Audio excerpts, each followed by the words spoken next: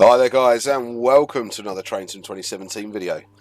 Today we're joining me on another one of the DPS freeware package scenarios, just because they're all brilliant, if I'm honest with you. This one's using the Class 90 with the AP Mark 4s. We're on our way to Peterborough, so this is DPS freeware scenario pack 0505 5 Zulu 90 0925 Bounds Green TMD to Bounds Green TMD Part 1. Starting at Langley Junction near Stevenage. You are currently awaiting your path along the main line. Once the signal is to proceed, you will then run non-stop to Peterborough, where your service is booked to wait for 10 minutes. So this is a really good way of being able to drive the 91 on the East Coast Main Line, because there aren't many path duties for it these days, is there? Right then, very quickly, let's get set up. We will be going through a bit of the manual with the Class 90 just to make sure we're all familiar with that. This isn't the Armstrong Powerhouse one.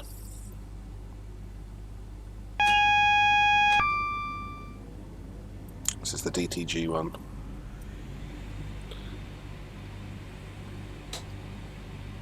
Not that it makes much difference. Let's give those guys some power back there. Not that we've got any passengers. This is an empty coach and stop run. Tail lights are on the DVT. Perfect.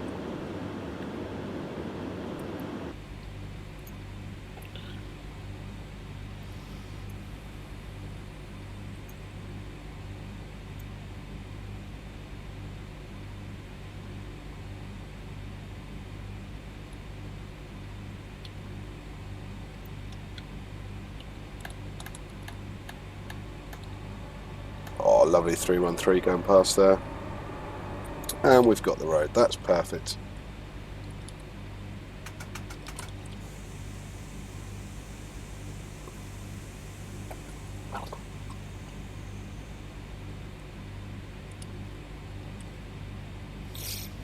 Okay, so the Class 90s. They are 37,030 kilowatt, which is 5,000 horsepower. Bobo 25 kilovolt electric locomotive designed by Brell and built at Crew Works. Designed for both locomotive hauled and push-pull operation. In the latter mode, they can be operated remotely from a dry-ran trailer using time division multiplex system of control, by which uses signals that are sent through the standard railway clearinghouse, which is RCH lighting, or Union International Chemin de Fer, or UIC is the easier way to say it. 12-way jumper cables to operate the controls of the locomotive. Mark III coaches have RCH jumper cables whilst Mark IVs have both RCH and UIC. The Class 90 locomotive will operate with either system. So that is the UIC socket. It's under here, and you've got the RCH jumpers on the other side.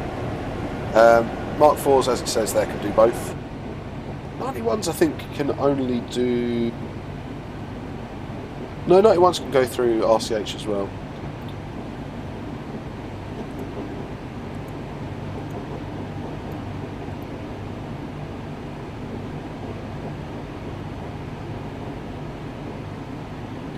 Oh, that was silly of me not keeping an eye on my speed already, wasn't it?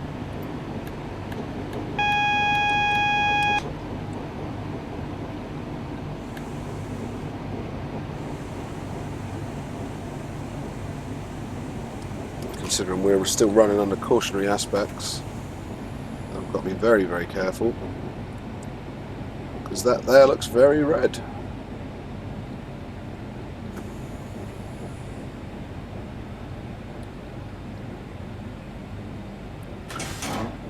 And I went over it, the TPWS grid there a little bit too fast, which is why it's going to put me into an emergency brake application. I needed to have been less than 20, I think it is, over the CPWS grids on this route.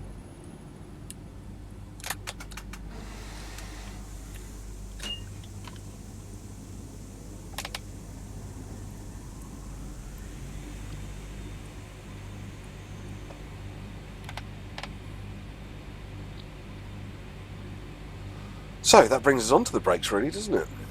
It has an automatic air brake controller. There's 9 positions, which is release, running, initial, Step 1, Step 2, Step 3, Step 4, Step 5, Step 6, which is full service, and emergency. Note that the controller is spring-loaded to return to the run position from release and that the emergency position is fully forward. To enable heavy trains to be moved away on rising gradients, traction power can be obtained with the brake controller in initial 1, 2 or 3, but not beyond. This facility is not available at speeds above 6 miles per hour.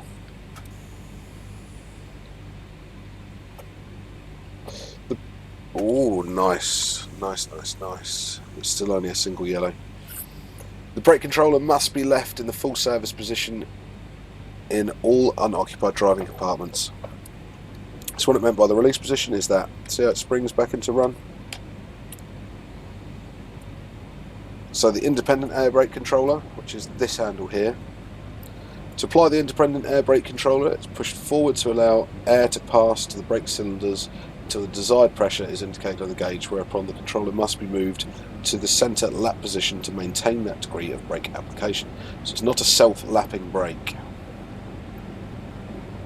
Am I going to be on the slow lines all the way up? This is going to be a bit taxing to drive and read. Let me just check my signal. No, I think we might be alright, you know.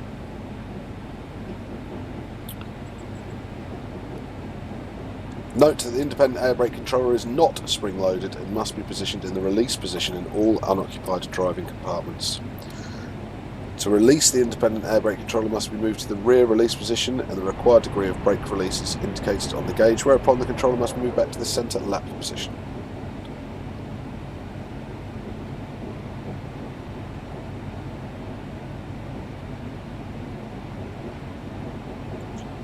Oh, we're still on a single yellow there.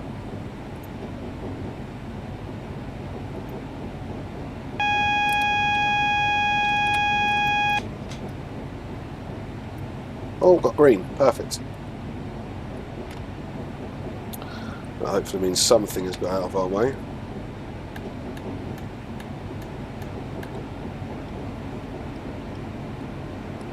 Sure, we'll probably get a double yellow as we approach the next signal anyway. So there's a parking brake on button, which is located here. And that's a hydraulic parking brake.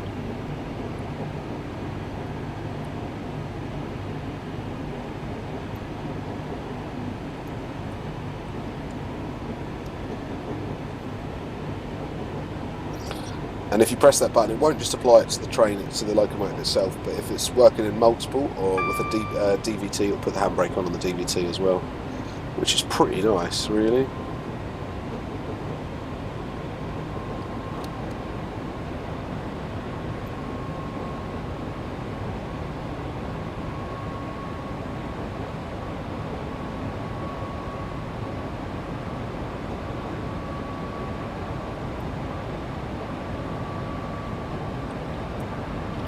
Let's have a look at the train. This is a Richard Fletcher reskin, I think. That's available on DPS website. Really liking the nameplate, actually. Pretty sure that is a 3D nameplate. Yeah, I think it is.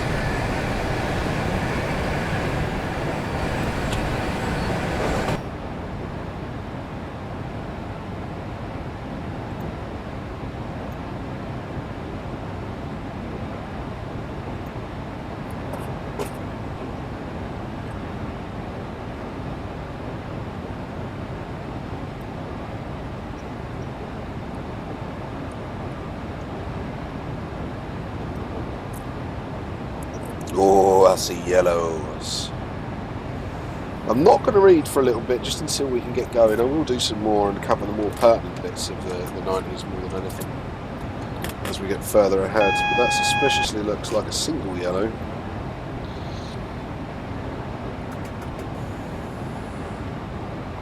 With that being a red ahead of us. God, don't you wish drivers had that in real life? They could just press a button and know if it definitely was a red.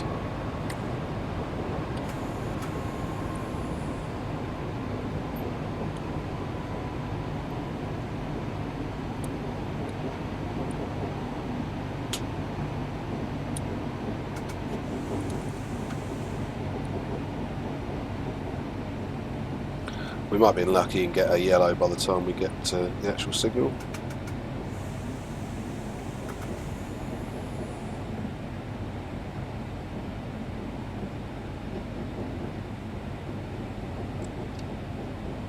I'm actually really enjoying these freeware scenario packs. I've played with them before. Yes, that's good. I have played with them before.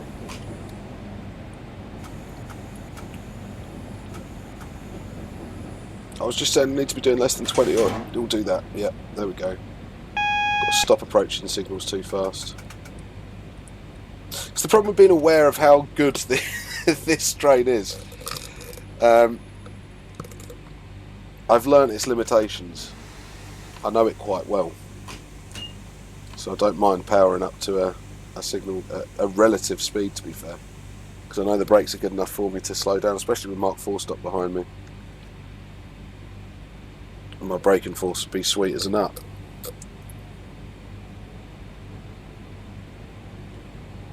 Wow, listen to the traction like wine.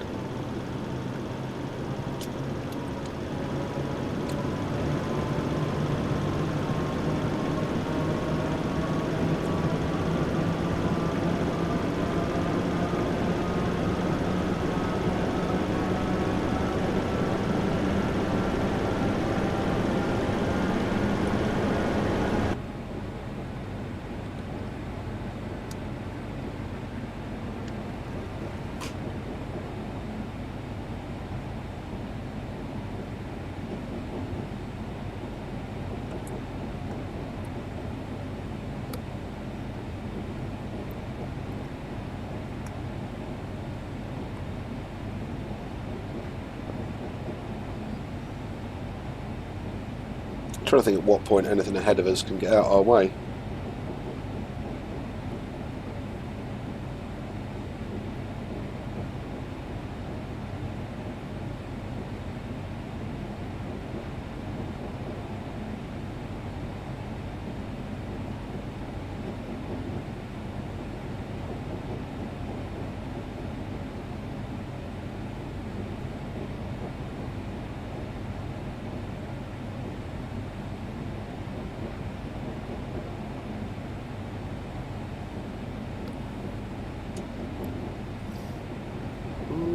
Is that green up there? Looks like it. What's it called when you look through to another signal? Is it read through? I think it's called. I've been guilty of that a couple of times.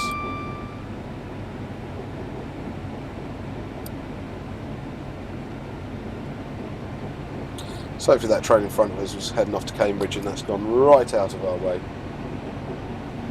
And we can now get some speed up and blast up the East Coast Main Line, like I was hoping to do in this video.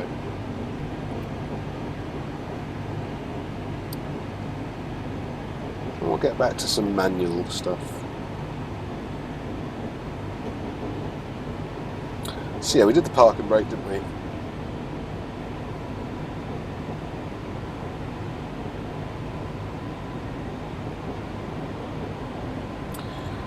So this then goes on about other switches that are in the cab, and it talks about the cab air treatment switch, which is high and low, which I really like. Cab air treatment, high and low heat venticle. So this used in conjunction with the air treatment switch, if this switch is at heat and high, and selected both banks of heaters are in a circuit, the low position selects one of the heater banks. If the switch is at cool, then the fan speed can either be set to high, low, to suit the condition. Well, there you go. Pretty obvious, isn't it? Speed control switch, which is here. This rotary switch enables the driver to select a maximum speed to which the locomotive train formation is then automatically limited. The speed may be set in increments or steps of 5 miles an hour, between 5 miles an hour and 110 miles an hour. So that's what we can do now. I can do this with the Y key to bring us up to 80. On the Armstrong Powerhouse version of this train, it is on the full stop and whatever that one is, I can't remember. The more than and less than keys is what I'd call them.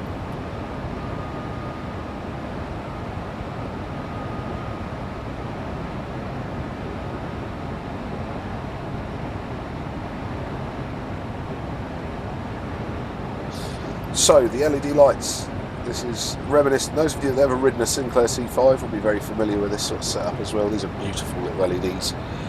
Really like the sort of, if you get them out, if you can see them on the circuit board, they're square. They're quite cool, very 80s. So you've got, from left going to right, you've got the AWS isolation. You have that is red if equipment, if the isolator is isolated or not in use, or the master key switches are off.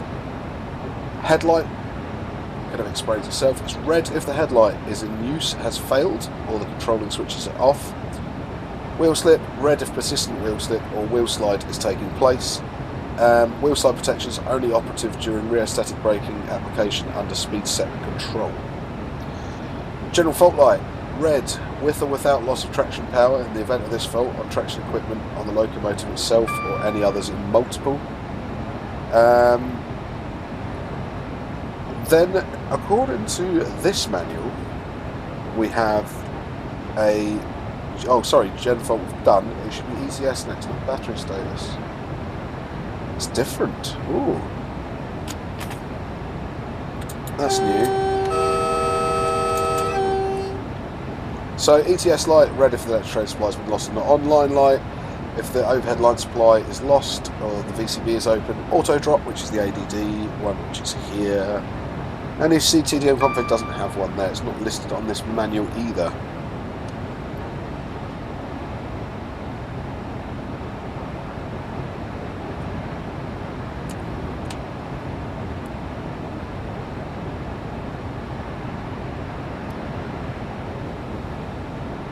So horn control valve, we have a forward and reverse, which is auxiliary and off. It's high and low, sorry, which is on and off. I've just done the Class 87 video and I was stuttering by the end of that, so bear with me on this one.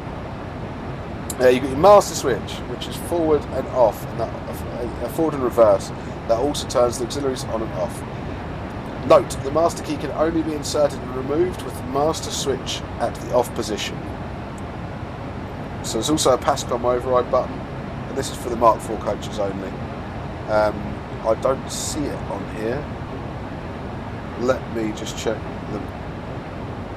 Where's the PASCOM override button? Is that not my feet? No, I was always pretty sure it was a yellow thing. Nice Smart 4 set going past.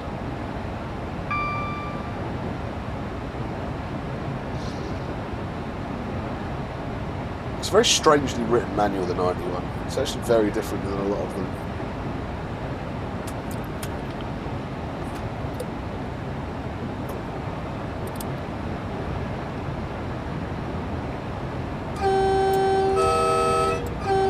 Oh, we're back at 75.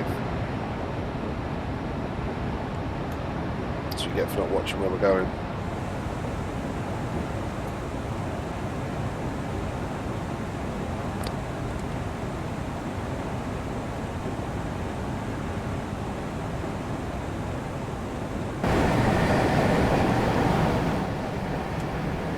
It's a very, very good looking unit though. Ooh.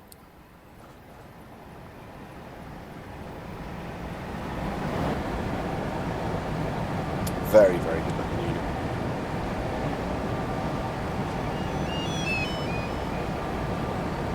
Unit, it's not a unit, it's a loco. 90s also have auxiliary driving positions, very much like the 91s. They're here. This thing is push it down and push it forward to give yourself power in the direction selector. Direction selector you do have to select from here, that's not doubled up there. And then push it down and pull it back to brake.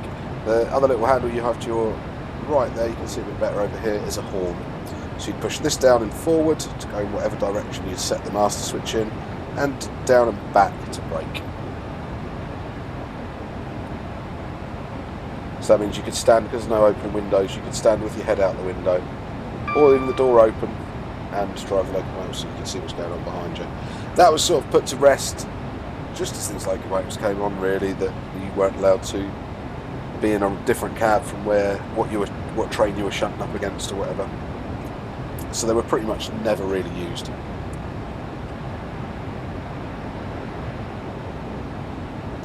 So this is what it says here. To facilitate shunting movements and the observance of the rulebook, section H 3.43, when required, auxiliary driving positions are provided adjacent to the side entrance doors on both sides of the driving compartment. These enable the driver to control the locomotive while leaning out of the drop light window. Each position has a combined brake push to the front giving full service, step 4, step 2, notch positions, although they're not marked, and power controller pulled, I got it the wrong way around, pulled to the rear, which is spring loaded, return to a central close position, again not marked. And this is set against the horn control valve. The controller spindle is held down against the spring pressure to provide DSD vigilance and AWS reset feature. Okay, there you go.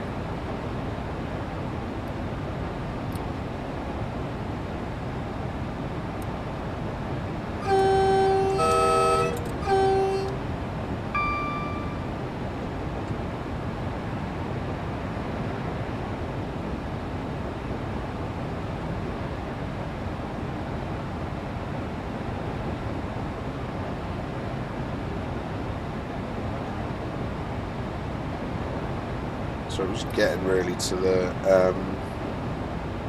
driving part of this. There's a lot of stuff about the rear bulkhead stuff which you can't see in this version. There is more stuff on this rear bulkhead here. We can go back up to 80 as well, which is always nice, that extra 5 miles an hour.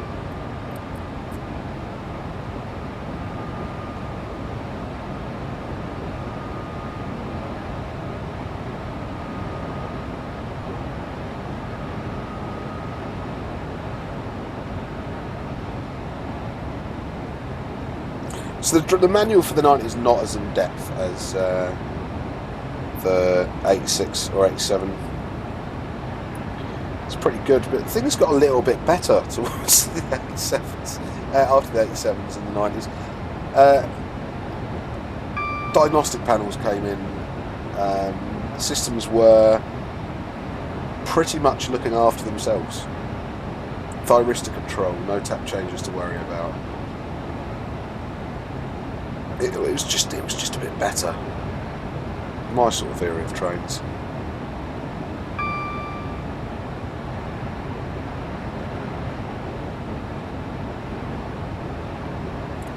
So, take a look at the front end while we're here. Quite often I do get asked this question as well, is this bit here.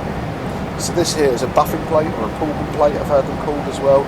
I always thought Pullman plates were to do with actually the facing on the vestibules, like the bellows and the vestibules. But I've heard them called Pullman plates. I'm not sure if that's correct. I call it buffing plates.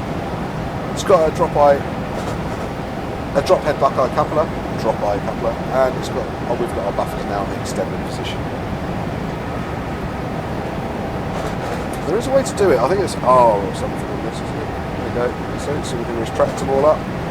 We can push them all out. It's R on the 91. On the 90, sorry.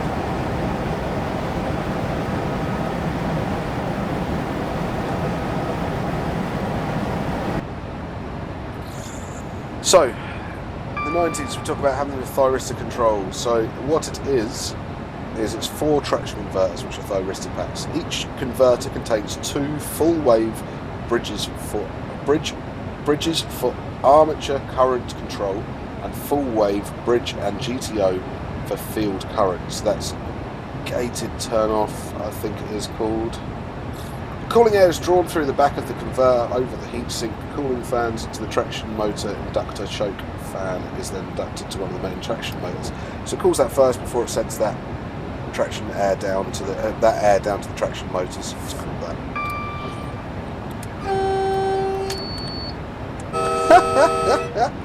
I pressed end by accident.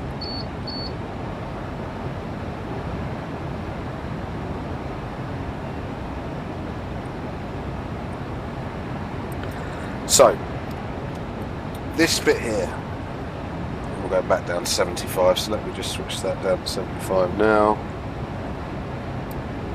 That should make us stop in time. Right, this doohickey here.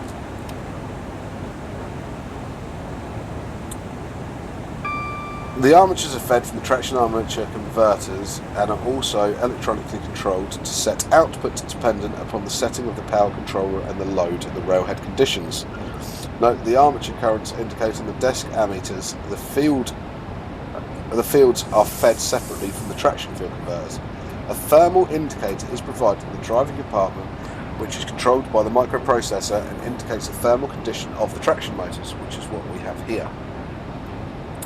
So it's green, yellow and red. As the needle moves from left to right, i.e. temperature is rising, the blowers run continuously at the change point from the green to the amber zone. So it should be here. As the needle moves from right to left, the temperature falling and the blowers are running continuously, i.e. at change point from red to amber, the illumination of traction motor current is removed. So if that gets any hotter, it will go and reduce traction current. As you can see now, fans have kicked in a bit more and that's actually dropping as we're watching it. As we're now increasing again, drawing some more amps, nothing major. Look.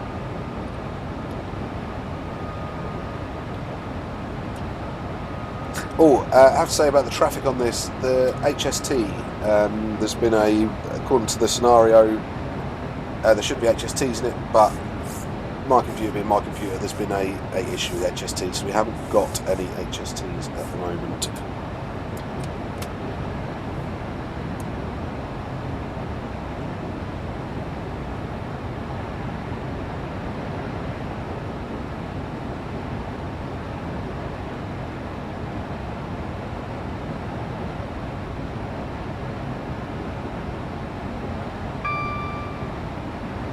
So the braking system, the brake control system is a version of the Westinghouse DW2 system already applied to the HSTs, and is designated the DW3 and allows the brake pipe pressure to be controlled in 7 steps using coded signals from the driver's brake controller, basically an electronic switch is what it's saying here, to a brake pipe pressure control unit, which in turn determines the brake pipe pressure, the distributors on the locomotive and on the vehicle of the train to respond in the normal way to provide proportional brake cylinder pressure. Since the DVT vehicle is also equipped with a brake pipe pressure control unit, a brake application initiated either from that vehicle or from the locomotive when operating in push-pull mode allows the brake pipe pressure to be reduced at both ends of the train simultaneously, therefore improving brake response. That's pretty nifty. That means you're going to get a pretty fast brake application with the DVTs as well.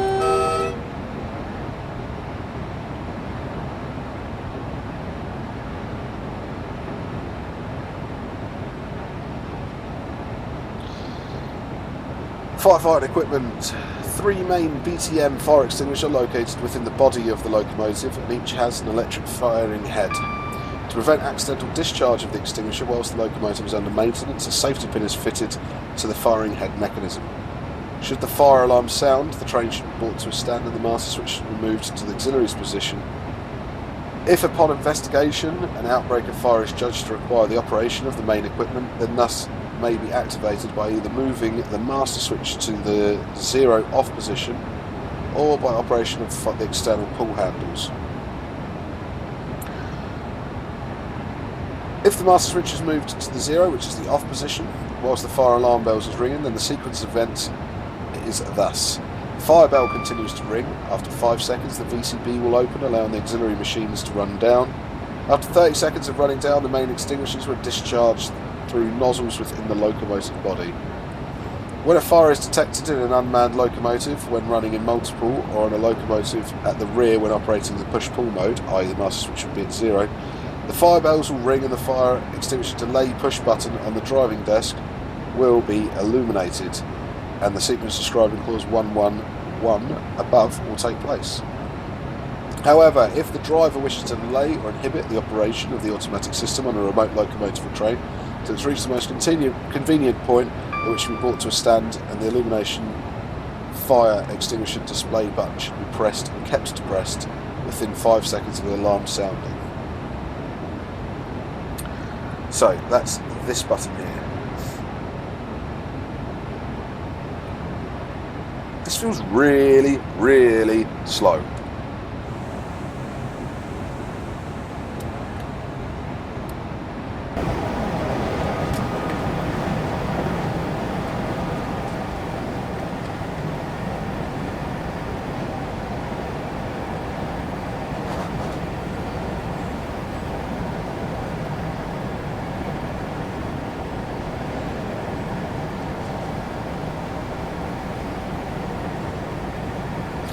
Right, moving the train. This is the bit I like the most.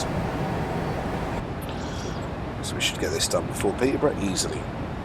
So, to move a locomotive in depot yards, etc. before entering traffic, the locomotive must either have been prepared in accordance with section 20 of this publication or taken over in a fully prepared condition. If the movement does not immediately follow preparation, check that. The usual stuff is everything out of the way, It then says, make a hold application of the independent air brake and release the parking brake. Ensure no other traction unit vehicle is foul. When ready to move, to press the DSD pedal and move the master switch to forward or reverse as required.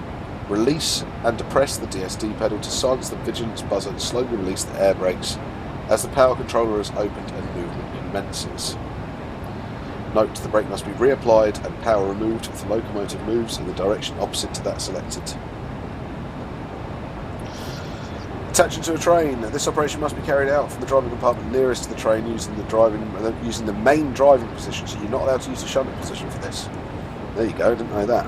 Approach the train and stop when the gap between the buffers is 6 feet.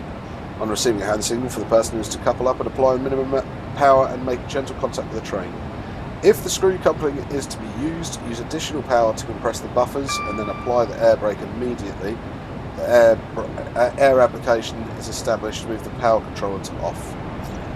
If the buckeye is to be used, the general appendix instructions C13 must be strictly observed.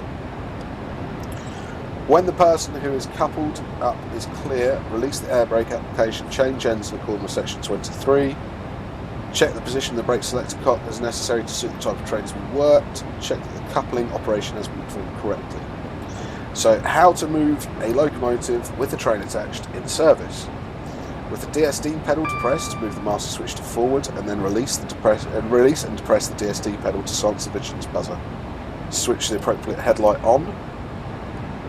Once the signal start has been received, with the automatic air brake controller at notch 3 or less, the speed control switch. Set the speed control switch at the required table A line speed. So say we were pulling off at 40, you'd set it to 40 before you'd actually finish releasing your brakes. Open the power controller until desired degree of tractive effort is reached so that the movement commences as the brakes are releasing and the brake controller is returned to the run position. So this is what I try and explain to people. Quite often I'll get somebody on a video that will go, you wouldn't use speed set like that, you wouldn't open the power handle to 100% starting off. In Thyristor controlled locomotives, it doesn't matter if I have that power controller at 0 or at 100. That doesn't control my speed.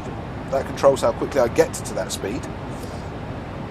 But that is what designates my speed. This just designates how fast I get there.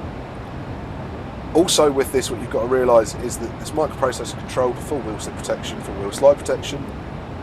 You just set the handle to where you want. Yeah, fair enough, if you whack it all the way to 100, expect a little bit of jip from the wheel slip stuff, but it can manage it itself. It's pretty much an automated process. They're a very easy locomotive to drive. So, if the train is starting on a raising gradient, or the locomotive has moved in the opposite direction set by the master switch, then the above procedure must be repeated until you get it right. So that's just saying about releasing brakes and stuff. Where are we? Dumpington. Next station is Huntington. I'll do me something at the station. I don't get there very often anymore. If any time, oh no, I can't be, I've read that about 1,000 times today. In nearly all circumstances, wheel slip is self-corrected by the electronic equipment and no action is required on part of the driver. Only when rail conditions are very poor and when the LED displays a consistent red should it be necessary for the driver to reduce the tractive effort and apply sand as necessary to restore adhesion between rail and wheel. I've got the 80, yes, I've got the 80. The locomotive may be driven the conventional way, i.e. by the position of the power controller, but it is recommended that the speed control switch is used. Use of this switch in conjunction with the power controller will ensure the maximum rate of acceleration is attained, as the electronic control system automatically takes into account the voltage in the overhead line, the condition of the running rails, and the load of the train. In fact, the position of the power controller will determine the rate of acceleration up to the speed that has been selected by the driver using the train control system. The traction control system ensures that maximum current values are automatically controlled and that drivers should not hesitate to use fully open position of the power controller to achieve maximum acceleration and therefore conserve energy. So that's exactly what I was just saying, wasn't it? Once the desired speed has been attained, it will automatically be held at that figure or close to it if the available tractive effort will allow. Irrespective of gradient, and no action is required on the part of the driver. Once again, energy will be saved as consumption will be kept to a minimum.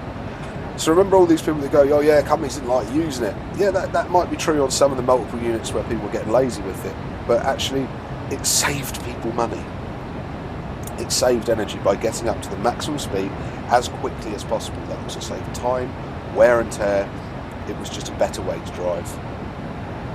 The speed control switch may also be used to reduce speed of the train in certain circumstances without the use of the automatic air brake and in consequence reducing wear on brake discs and pads. If the vehicle of the train, if for example the train is running 100 miles per hour and ahead there is a permanent speed restriction of 85 miles per hour, if the switch is moved to 85 miles per hour at a predetermined point prior to the start of the restriction, the control system will reduce the speed to 85 miles per hour and maintain that level. Once the last vehicle has cleared the restriction, the switch is returned to the 100 mile per hour mark and acceleration will continue to 100 miles per hour and it will be achieved in the shortest possible time. If the train speed is in excess of 100 miles an hour, then the driver must reduce the train speed by using the automatic air brake in the normal manner. Now this, as far as I'm aware, was a union thing, not a technical thing. The point at which the speed switch will need to be reset to the lower number will be found by experience. As a general rule of thumb, for a reduction of up to 20 miles an hour, so from 110 to 90, the switch will need to be reset to the lower value in the same area that the driver would when using a conventional locomotive. Close the power handle.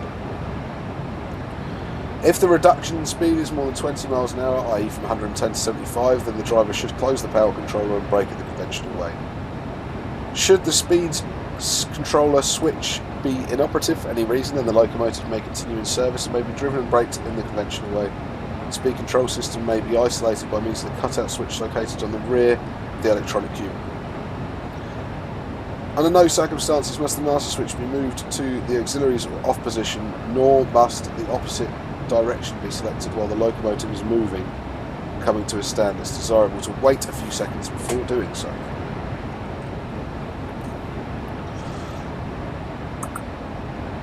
So yeah, there you go. Speed control switch is something I'm always very passionate about, shall we say.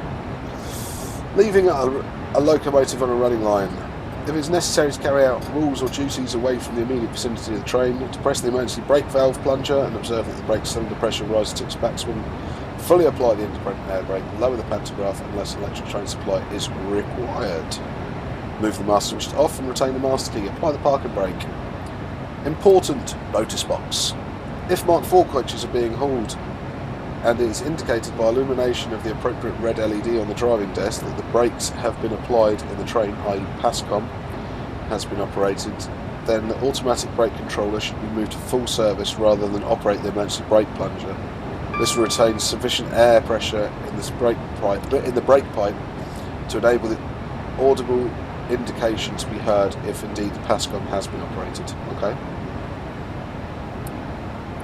In the case of guardless trains, which may have to be left unattended, a sufficient number of vehicle handbrakes must also be applied to ensure that the train will remain secure if the power brake leaks off. So there you go.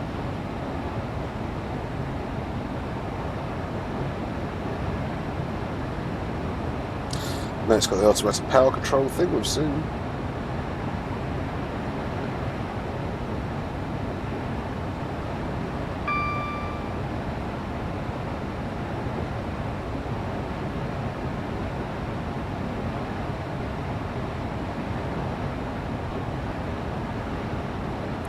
The rest of the manual really is fault finding stuff, which is quite nice considering this thing does have the auto dropper works. I don't know if it has actual faults mind, I think it does.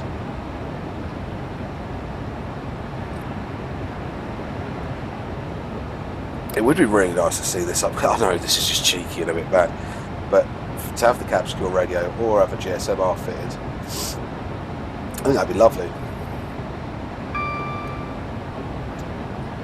So what are we now? 8 miles outside Peterborough. Excelente.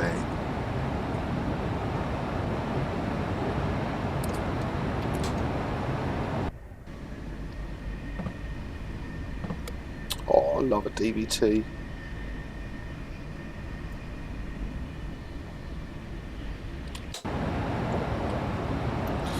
Right, let's put it down for 70 for this bit.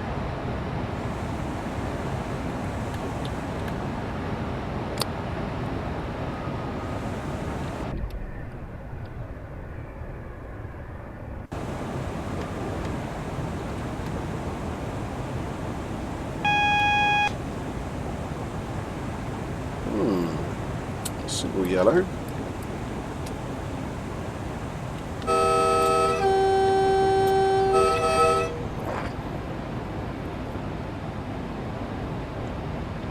Whoa, whoa, whoa, whoa, whoa, whoa, whoa, whoa.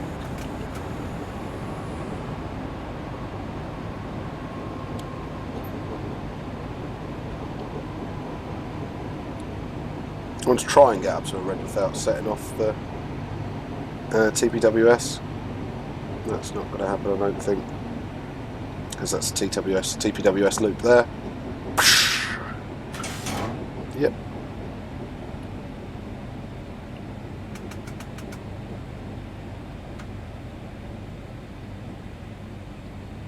It's a great system. Now we know it works, don't we? The thing is, my train would have easily stopped within that distance. But I can't complain, because it saves lives.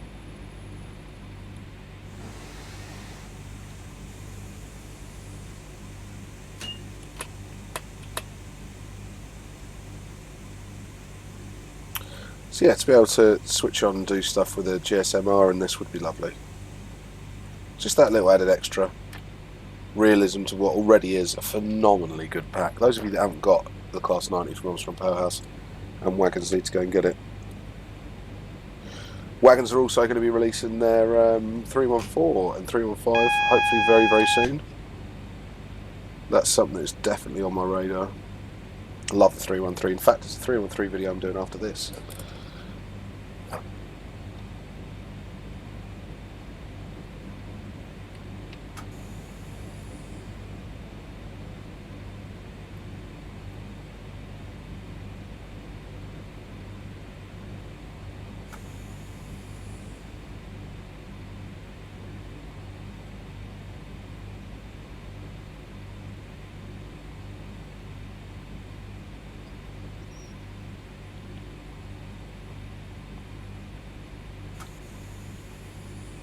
That's it.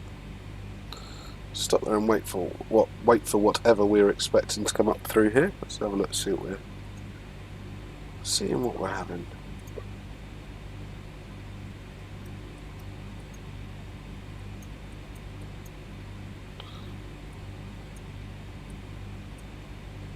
Oh, there we go. It's the Edinburgh King's Cross coming through.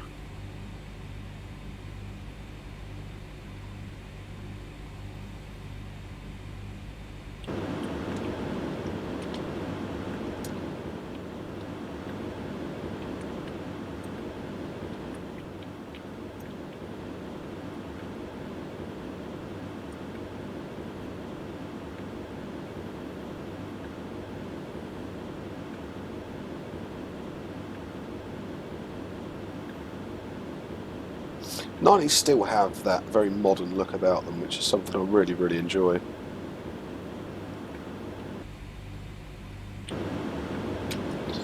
Oh, I shouldn't have done that.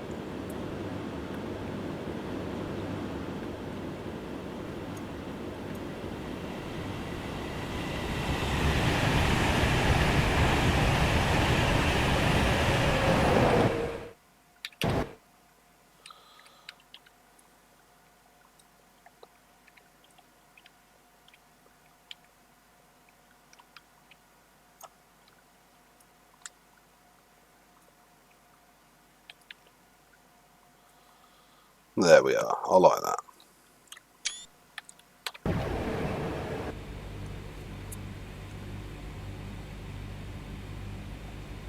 Is that going to give me the green, or am I going to have broken this scenario because I haven't got the HSTs in it?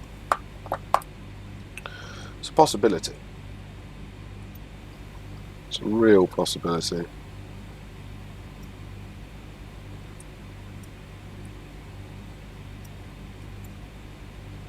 Oh, didn't it say I've got a 10-minute wait here? Yeah, I think it did.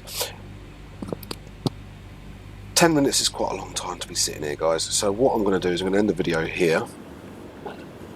I hope you've enjoyed the video. It's been a little bit more of a hark back to my technical side of things again. I'm hoping to do a few more of those. If you have enjoyed the technical aspects of this, please do leave me a comment and let me know you've enjoyed them. And also stick a little thumbs up, give that like a click. So yeah, once again guys, thanks ever so much for watching. Feel free to like, share and subscribe, and I'll catch you guys next time.